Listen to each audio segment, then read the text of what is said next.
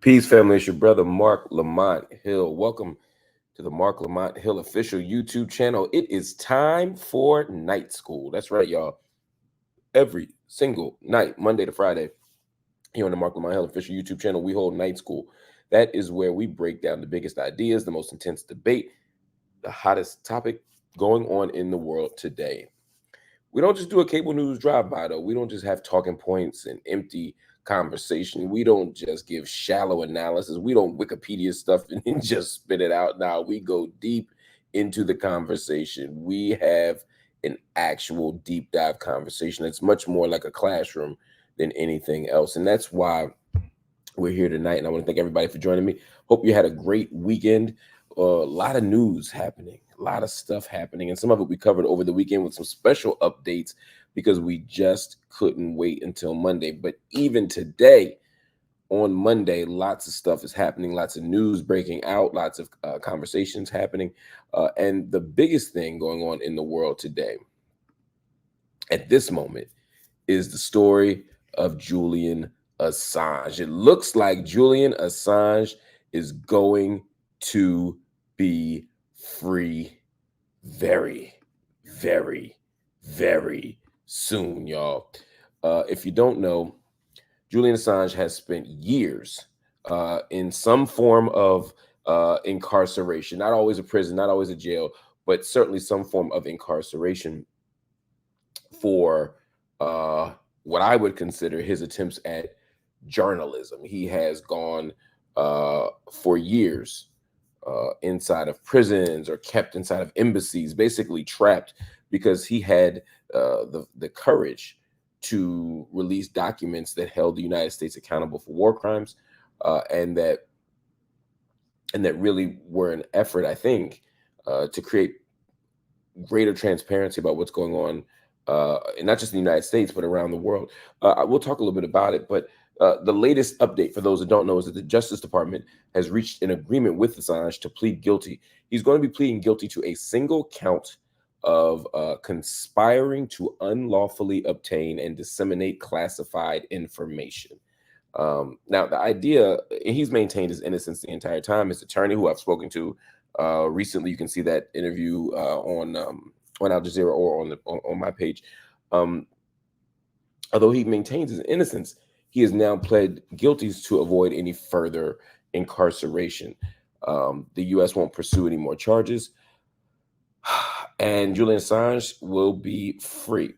This is a battle, again, that has gone on for years. If you remember, Julian Assange published classified military and diplomatic materials that, of course, got leaked by Chelsea Manning, a person known as Chelsea Manning, a former American soldier.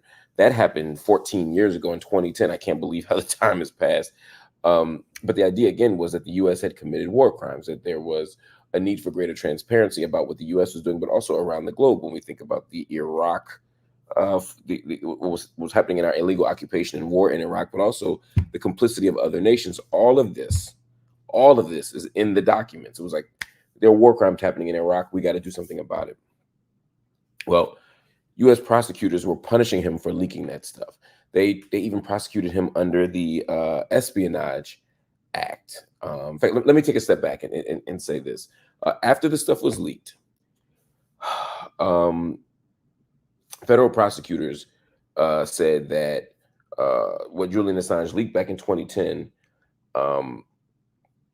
particularly the diplomatic and military documents, they said that they were not First Amendment protected.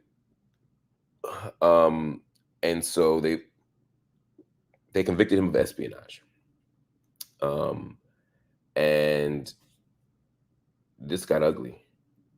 We'll talk more about it in a second.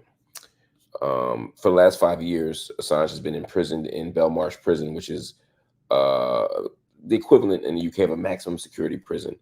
The US was trying to extradite him for further prosecution. Before that, he spent 7 years inside of the Ecuadorian embassy in London, and he fled there because he had faced sexual assault allegations back in 2011, and so he was basically hiding there. And then those charges got dropped, but it didn't matter. He was in that embassy, and then they eventually let him. They no longer gave him protection. The moment he walks out of the embassy on the steps, if you remember, he got snatched up for something else. But ultimately, he was charged with numerous crimes under the Espionage Act. Under the Trump administration, there was a superseding indictment, a second indictment. They gave him another 17 additional counts of violating the Espionage Act. And so he has been attacked. There was pressure on the Biden administration to let him go.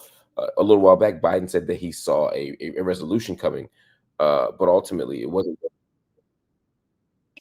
very clear whether he was going to be extradited or what. It wasn't clear what was going to happen, to be honest. And so when you have that kind of situation, there's not much you can do, right? If you're Julian Assange. The question is, well, there's a few questions here.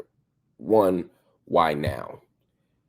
A cynical read of this is that Joe Biden and the Justice Department under Joe Biden wants some good public relations from the left. And so they're going to absolutely allow this to go. You know, they get their chunk of flesh. He pleads guilty. I mean, you talk about time served. The man's basically been captive for over a decade. So in that sense, they have gotten their pound of flesh. They have gotten the carceral punishment that they want.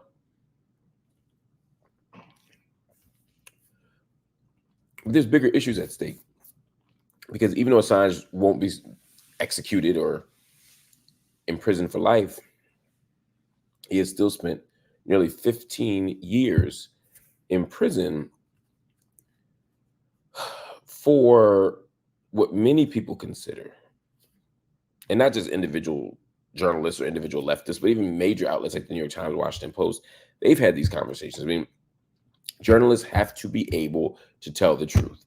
They have to be able to hold the powerful accountable. What makes a democracy function is the ability to hold the powerful accountable. And part of how you hold the powerful accountable is through the media. Rather than treating Julian Assange like a spy or a traitor, he should be hailed as a hero in the minds of many people, precisely for the very reasons that got him locked up. So the Biden administration made a decision. Now, we know the Justice Department isn't completely controlled or isn't controlled by the White House. It's not a political office, but let's keep it 100. Let's keep it 100 here. We know that this is a political choice, that these are all political choices, that the timing of it is political, that all of it is political. So Julian Assange is going to go back to Australia. He's going to be free again. But what happens now? The bigger picture, right? What happens when the next Julian Assange comes and they want to leak activity reports about Iraq or Afghanistan? If they want to talk about what's happening in Guantanamo, they want to talk about what's happening inside the State Department. I mean, these are all things Julian Assange did. And he did them.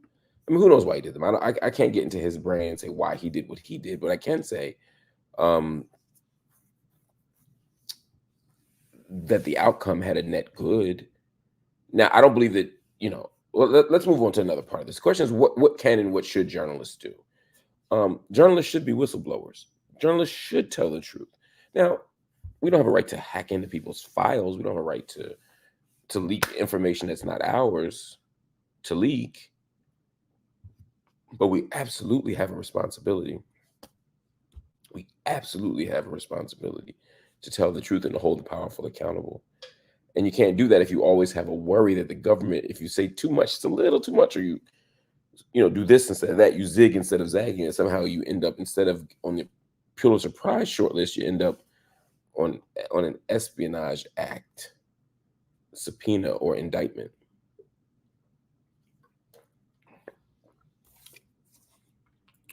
That's nasty work right there if that happens. So in some ways, the liberation or the freedom for Julian Assange that we're seeing is a sign of possibility for journalists everywhere.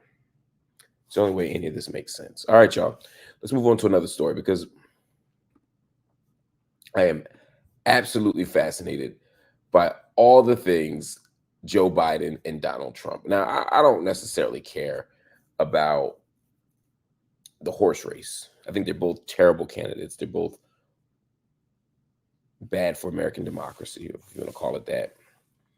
They both are corporate candidates. They both are war hawks. Neither of them deserves our support, in my mind, in terms of at the ethical level. I'm not talking about our pragmatic choice to say, hey, we got to vote Biden, or hey, we got to vote Trump, or hey, we got to vote whoever. Like, I'm not saying you can't make pragmatic choices, but these are hard candidates to be inspired by. I'll just say that.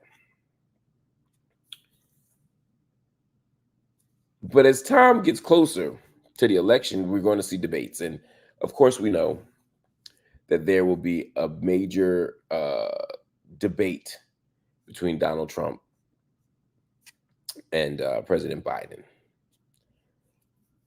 They're going to debate on Thursday, the 27th of June, just a few days from now. And the bar is low in a certain way, right? If Trump just doesn't look like a complete idiot, he wins. If Biden doesn't look like a complete zombie, like Weekend at Bernie's, he wins. I don't know who's going to win that contest. Well, here's what I do know. Donald Trump is swinging already. You know, Donald Trump likes to get in front of a loss and make it seem like a victory. So, you know, he always says they're cheating. That way, you know, if he loses the race, he says, well, I told y'all they cheated even before I lost, right? Similarly, here he's saying that Joe Biden will have to be drugged up in order to get through a debate with him. And so he's calling for a drug test. I swear to God, you cannot make this stuff up. It started on Truth Social. If you don't know, that's the social media account for President Trump. I don't have a membership there, so but you can see right here. I think, yeah, you can see right here. He says, "Drug test for crooked Joe Biden. I would also immediately agree to one." He's calling. Donald Trump is literally calling for a drug test for President Biden.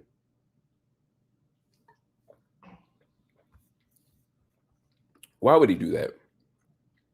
Well, he's doing a very smart thing.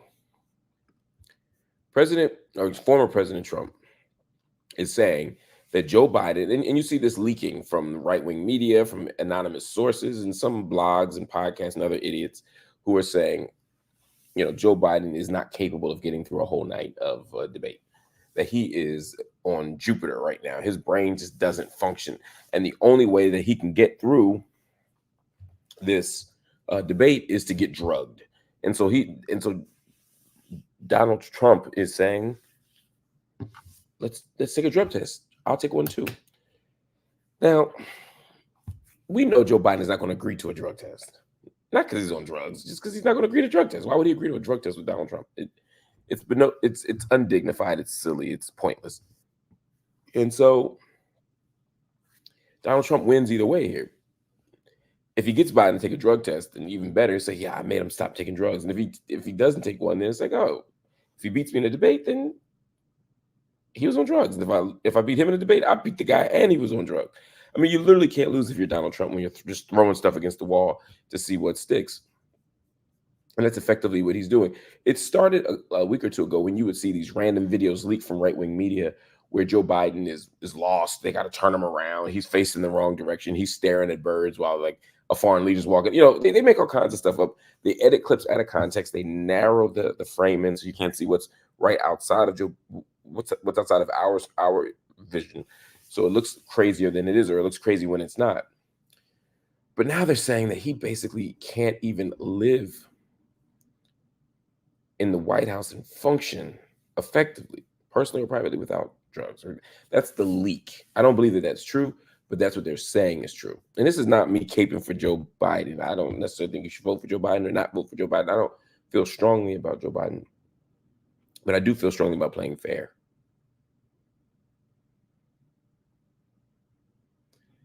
And I don't even know what fair looks like with these two jamooks. But the point is, Donald Trump he's lighting into Joe Biden's behind here. And for good reason, right? Joe Biden is old. It's just a fact. It's just a fact. Joe Biden is old. He's 81 years old. That's really old to be president. I'm not saying it's impossible. I'm not saying we should have laws against it, but I am saying, it's hard to be president at 81.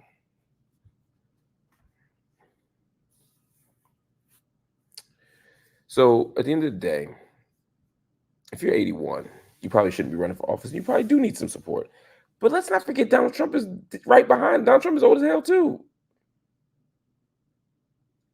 So we'll continue to watch, but please reject the fake news, reject the doctored videos, and let's just see who can execute a vision better. Again, I'm not saying you should vote for Donald Trump, and I'm not saying you should vote for Joe Biden. I'm just saying let's get past the superficial stuff and get at the actual issues, because no doctors. I won't even say no doctor, because you can always find a doctor to clear you. But I'll just say, I think we know all we need to know about Joe Biden and his health, and I think we know pretty much all we need to know about Trump and his health. It's just a question of who you want to win. Because to me, other than that, there's no point in any of this. Anyway,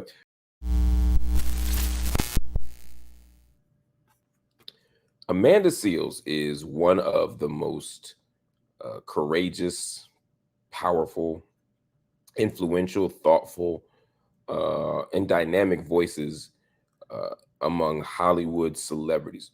In fact, at this point, I would just say she's one of the most important voices on the question of Israel-Palestine in the country. She has spoken out when it has been inconvenient. She has told dangerous yet necessary truths when it has been unpopular.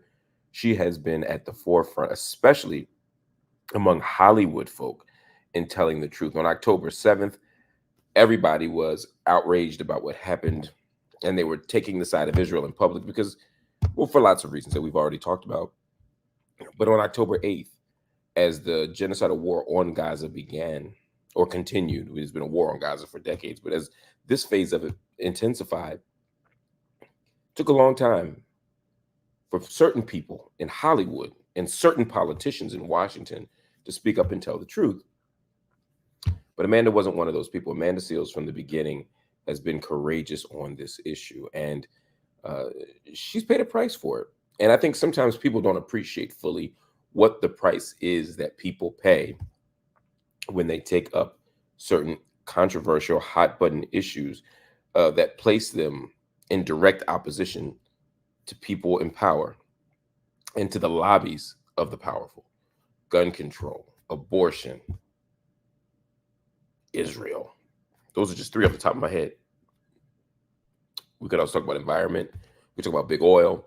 We can go going down the list. But when it comes to Israel, in particular in this country, there's a way that you can be progressive, you can be liberal, you can be somehow on the left, ostensibly, and still take Zionism as a reasonable position, or be cowardly in the face of obvious injustices against the Palestinian people. Anyway, Amanda hasn't been one of those people, as I said. She's been courageous, but she has paid a price. And recently, she went into a conversation with Medhi Hassan, who has an extraordinarily wonderful platform, of which I am a paid subscriber, called Zeteo. And she talked to Medhi Hassan about that very thing, which is the price that she has paid for her courage, the price that she has paid to tell the truth, the price that she has paid professionally because she has been unwilling to be silent in the face of all of the atrocities that have taken place in Israel and Palestine against the Palestinian people. So I want to just give you a snippet of what she said, and I want to talk about it for a second. Check this out. Have you taken a hit, do you think, because you're this non-Arab, non-Muslim, black woman, but who's made Palestine quite a big part of your I don't know, social media output for the last 6, 8, 9 months? I mean, I lost my agents. I lost my publicist. Let's put it this way. People that I was making money for, all of a sudden didn't want to make money with me anymore. I just wonder, Hollywood is full of liberal people, but the industry itself is not very liberal, certainly not on this issue. I just think you're misusing the word liberal. You know, liberal at this point just means I'm not okay with bad things as long as they don't inconvenience me. I'm not okay with bad things as long as they don't inconvenience me. So Amanda Seales just said a whole lot there. And I think it's important that we amplify it because it was a powerful and courageous thing she did once again. She said that in Hollywood, she lost an agent and she lost a publicist. She said that people who were making money with me or who I was making money for no longer wanted to make money with me anymore. That tells you a whole lot. And let's talk about that for a second. So Amanda Seales is not somebody who is just sneaking into Hollywood. She's not somebody who, you know, is an also ran. This is somebody who has been in Hollywood since she was a child. She was on a Nickelodeon show. She was a child actress, an incredibly successful throughout a very multifaceted, wonderful career. She took, she got a new career hit or a new career spike when she was on the cast of Insecure. She's a stand-up comic who had her own comedy special on HBO. This is not, again, this is not a rando. This is somebody who's making a lot of money for a lot of people. If you are in Hollywood and you are on a hit show like Insecure, if you are getting your own comedy specials, if you're touring on the road, if you're writing books, you know, if you're making music, if you're making art, if you're making your own content, your own platforms, you're making money for people. Amanda's doing all of those things. A lot of people make money off Amanda. And now suddenly people are saying, no, I don't want to make money off you. Hollywood is about making money. If you're an agent in Hollywood, if you're a publicist in Hollywood, if you're a manager in Hollywood, you are there to make as much money as possible. And agents and managers and publicists and such in Hollywood are not just, they are some of the most single-minded, super blinders on their face people who are primarily obsessed with their own career advancement. So it's like money, career advancement. And typically those two things go hand in hand. And I'm talking about Black agents, white agents, Christian agents, Muslim agents, Jewish agents. It's not about ethnicity. It's not about race. It's about Hollywood being a place where people obsess about money and power. And so the fact that even though she was marketable, and even though she still is marketable, even though she was profitable, and even though she still is profitable, people walked away from Amanda because it was quote unquote bad for business. She's been told to not speak up on Israel-Palestine, and she continued to, and she's paying a price. This is not surprising, but it's important that it be said for a couple reasons.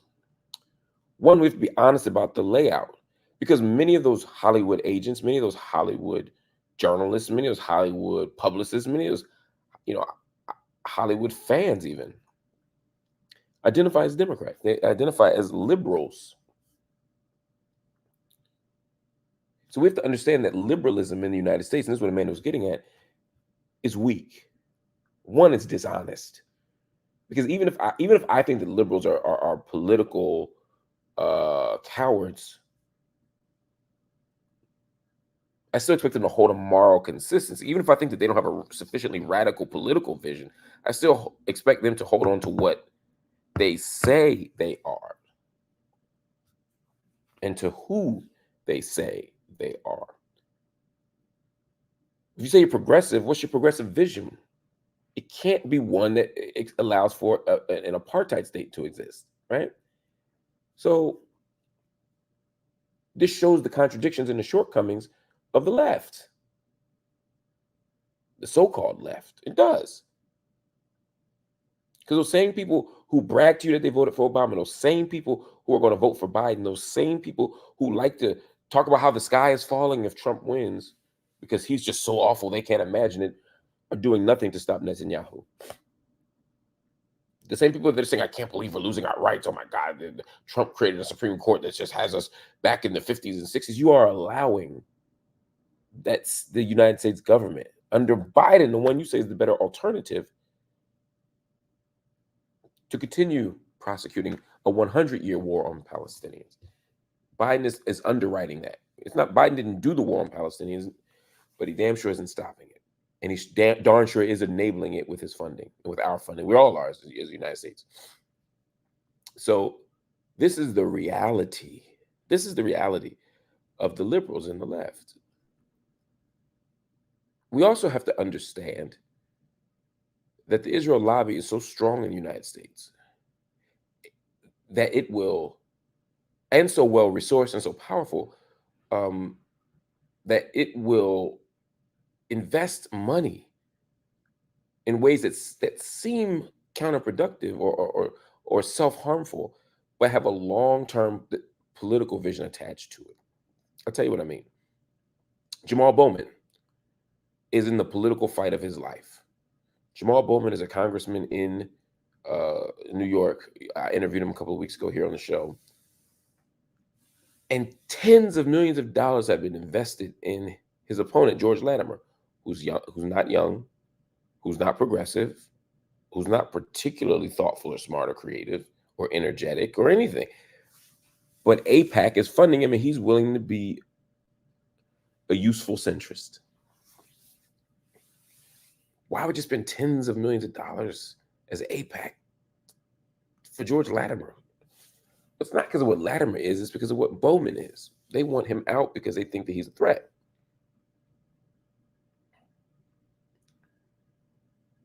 They'll spend money to keep their political commitments afloat. Similarly, you will see, without fail, someone in Hollywood or someone in corporate America thrown under the bus because of the lobby. And Amanda Seales is one of those people who is now bearing the brunt of an industry that wants to be progressive. They typically want to say they're on the right side of history, but has a Palestine exception. That can't be morally sustainable to us. And then thirdly, this is interesting and important to me because we got to figure out how to support Amanda. If somebody, and I said this before about Breonna Joy Gray, if somebody, particularly allies, whether it's Amanda, whether it's Breonna, whatever, are standing up and speaking out and they pay the price, we can't just say, well, damn, you paid a price. It should be, how do we support you? If Amanda has lost a publicist and an agent and all this stuff, how many of us who say we support this issue support Amanda through Patreon? Go to Amanda Seales' Patreon if you want to support. How many of y'all are going to go to the comedy show she's having in Detroit? How many of you are going to go to the comedy special she's going to have in another city? How many of you are going to support the next book she puts out or buy the old one, right? I'm not saying that solidarity has to be transactional, but what I am saying is the Israeli lobby will win if everybody they target doesn't get the support of the people. If everybody goes, well, I'm not going to talk, I don't want anything to do with any of this. I'm just going to walk away and pay my own business. When you take that approach, you leave Amanda out to dry. You leave Breonna Joy Gray out to dry. And we especially do this to Black women. And if you leave them out to dry, then the next person who's watching this, they're going to go, damn, yeah, they was courageous, but they ain't get no help. I can't afford to lose my job. I can't afford to be supportless. I can't afford as a Jamal Bowman. And Jamal Bowman could say, well, you know what? I got to support Black people. I got to support my district. I got to support brown people. I got to support kids. I got to support, whatever the constituent formulation you want to make. And he's going to say, I can't die on the vine for this single issue because I'm not going to get support for this single issue. They're going to come after me and y'all not going to help. This is important. So we have to stand with folk who stand with us. If somebody goes to the mat for Black people, I'm going to stand with them. And I would tell my Palestinian brothers and sisters, if somebody's going to the mat for y'all, you need to stand with them. I'm not saying you got to pay everybody to help you. I'm not saying you got to break the rules for people to help you, but you got to also be thoughtful about the coalition that we're building. That's all I'm saying.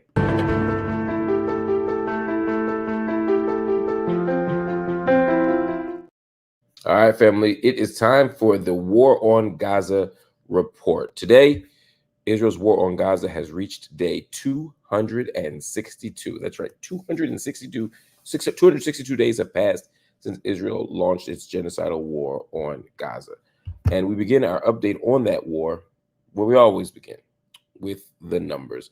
At least 37,626 people have been killed, and 86,098 have been wounded in Israel's war on Gaza. Again, 37,626 people have been killed.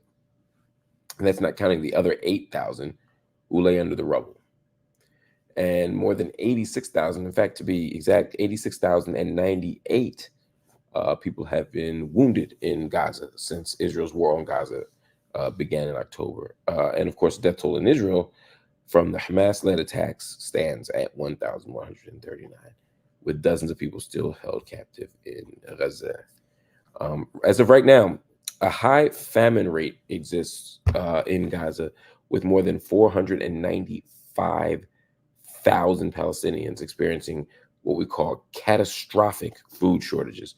That's according to a draft of a new report by the United Nations and some other humanitarian agencies.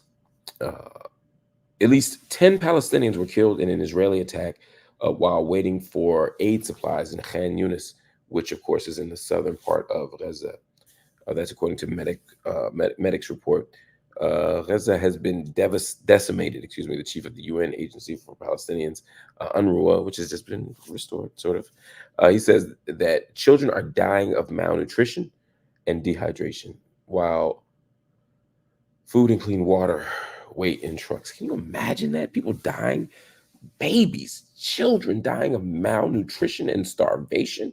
They're dying from dehydration when there's water around them.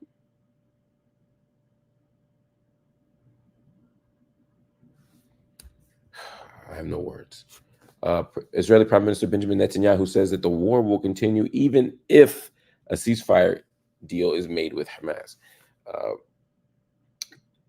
That's stunning to me. The Palestinian group Hamas says Netanyahu's comments show he rejects the ceasefire proposal laid out by U.S. President Joe Biden. Yeah, I can't imagine a ceasefire deal or a truce or whatever you want to call it that allows you to keep shooting. It allows you to keep dropping bombs. It allows you to just keep erasing. Maybe I'm slow, but it's a very strange situation. Anyway, that is the war on Gaza update. I will give you more updates as we go. What a time. What a time to be alive. This is a moment where we get to really demonstrate who and what we would have been if we were in a different era. I'm tired of people saying, if I had been there in the 50s, it would have went down different. If I had been there in the 60s, I would have been down with this organization. If I was down with this organization in the 60s, by the time the 70s came, I'd be running this or managing that. Or I'd be the supreme leader of this or the chairman of that, whatever you call it. But the point is that now we don't have to guess who we would have been in the 50s, 60s, 70s, or 80s. We have an opportunity right now to be those people, whether it's fighting for women's reproductive freedom, whether it's fighting to shut down these prisons, whether it's fighting for high quality education, whether it's fighting to free Palestine. We got to speak up and speak out now. It's the only thing that makes sense.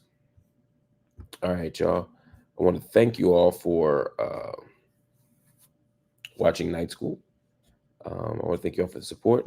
I want to remind you that we are a grassroots media project. That means that we are supported by you. We're supported by the people. There's no corporate dollars behind me. There's no multimillionaire, billionaire backer. There's nothing. It's just me on the muscle trying to make this thing work. And I'm so grateful for you all for being such a committed community. And so if you do nothing else but watch and support, I appreciate that. But if you can spare something, I would ask you, first to start with the unpaid stuff. Hit the like button on these videos, man. Hit the subscribe button. Help us expand our reach.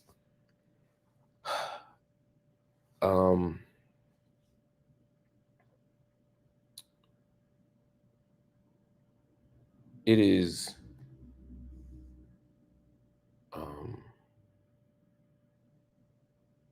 absolutely inspiring that so many of you have not only hit the like button and hit the subscribe button, that you have hit the join button, that so many of you all have joined the channel, that you all have become monthly subscribers. And I know some of you donate memberships to people, and I'm so grateful for that too. By joining the channel, by hitting the join button. And if you don't know how to join, you probably have to go to the desktop, but hit that join button, you'll see it. And for as low as $3.95 a month, you can support the show. You can support the channel. You can allow us to do the things that we need to do, which is to pay for staff, which is to pay for edits, which is to pay for new technology, and which is to help us build a studio. I mean, we are doing all of it with our own resources. We're doing my own resources. And I ain't got that many. I ain't got no job. So I don't work at the Grio. I don't work at Al Jazeera. I mean, I do work at Al Jazeera. Forgive me. I love Al Jazeera. I work at Al Jazeera, but I don't work at the Grio. I don't work at, in BET full time. I'm here creating a grassroots media project, and it requires us to do a little bit more. And so if you can do more for us or with us, I appreciate it. If you can't, I totally understand. Just hit the like button, hit the share button. I'm good. But if you want to make that monthly commitment by hitting the join button and becoming a monthly subscriber for as low as $3.99 a month, we'd be greatly appreciative. And if you can't do that, but you still want to support on a regular basis, you can do it right here with Cash App. You can do it right here with Zelle. You can do it with, I'm trying to pull up this little thing here y'all can see. There we go. I ain't got Princess Nice. You know I'm slow. Cash App, PayPal, Venmo, or Zelle. We can do all of it. We can do all of it. And right now, we would benefit from people even just making a one-time payment. There are enough people watching right now, live, just right now, who are watching right now, who, if they made a $10 donation, it would really help us meet our goals for the month. And I know we're getting toward the end of June, but we still got goals to meet, and we haven't met them yet. So if you could give $10 or more through Cash App, PayPal, Venmo, or Zelle, it would make our financial burdens lessen. We would be grateful. We would be grateful. We appreciate it. I appreciate it. But if you can't, again, that's okay. All I ask is that you keep watching. All I ask is that you keep doing the amazing thing that you all have been doing here, which has been to support us by watching, by sharing the content, by spreading the word. Every single time that you all spread the word about night school, every time you tell people to watch Office Hours, every time you do that, we grow. We become something else. And the thing that we become is a grassroots media, community-driven grassroots media project. That is to say, it's not like I'm just popping out here putting up content and y'all just watching it. I think the beauty of what we're doing is that when I go in the comments, I see y'all talking to each other. Sometimes I come in here, it'd be so funny. It's like y'all talking to each other. Oh, Mark's here. Cool, cool, cool. But it's like, y'all ain't there for me. Y'all here for each other. That's what community is. That's what community media is. I'm not the only ones producing content. That's why Mumia Abu Jamal has a podcast. That's why the Classroom in the Cell is growing. That's why we do live Q&A. That's why we have office hours with these brilliant scholars every Sunday. The idea is to build something that's bigger than an individual host or individual personality. That would be the beauty of it. So anyway, all of that to say, we appreciate your support. If you can offer a like, a share, a subscribe, a donation, whatever you can do, we appreciate it. Whether it's for money or whether it's for free, it's all love. And we love you, we need you, and we're so grateful for you. So keep watching, and I'll see you tomorrow here on Night School.